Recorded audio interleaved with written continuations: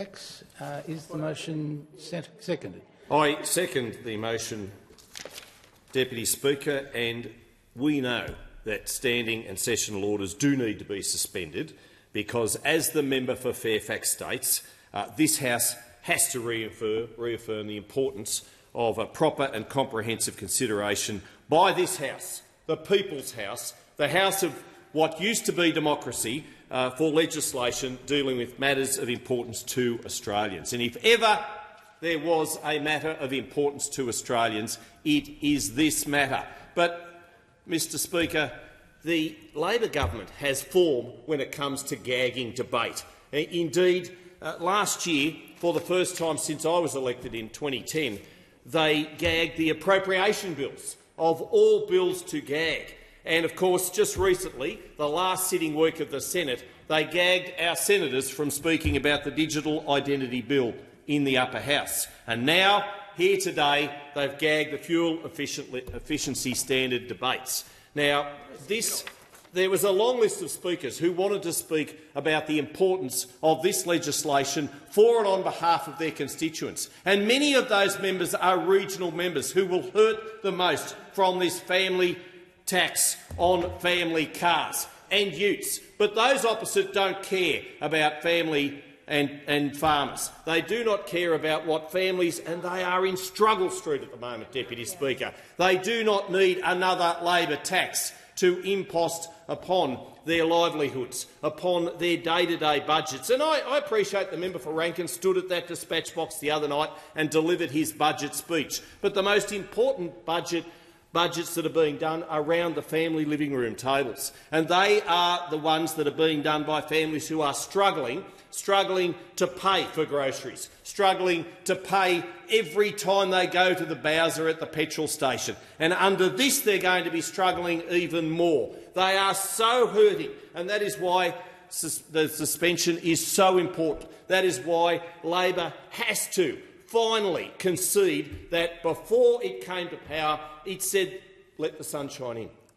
Let there be more transparency. And yet they are gagging debate again and again and again. And this is simply not good enough. And they're doing it for and on behalf of the cooperation, the collaboration of the Teals, and they are a party, let's make no mistake, absolutely, on behalf of the Greens. And when you look at it— we don't need the echo order. Thank you. They are here, and they are helping, and they've all been denied from speaking, Deputy Speaker. They've all been denied from speaking on this important debate.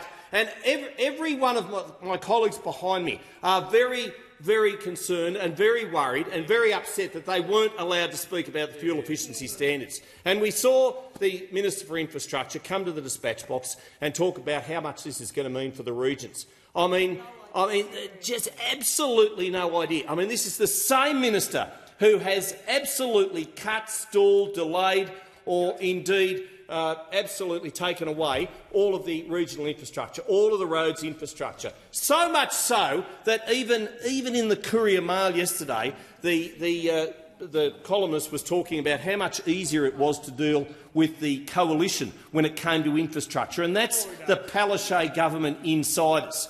That is the Palaszczuk government insiders. And so here we have a government which feels the need to not only gag debate, but then just to ram through this unnecessary legislation. And the ones who will be hurting the most are our farmers. The ones who will be hurting the most are our rural and regional families, and indeed those in remote areas. And I appreciate the Climate and Energy Minister says that this is necessary. I appreciate that he says that this is going to lead to reduced emissions. I appreciate this is what he says is going to lead us closer to net zero. But it's all poppycock. It absolutely is. He knows it. He knows it. And what we've seen today is a denial of democracy. What we've seen today is the Labor government deny people from the coalition, members who are sent here by their constituents, by their rural and regional constituents in particular, to speak on this debate, and they have not been given or afforded the opportunity to do so. This is a shameful day for this parliament. In 14 years, I have never seen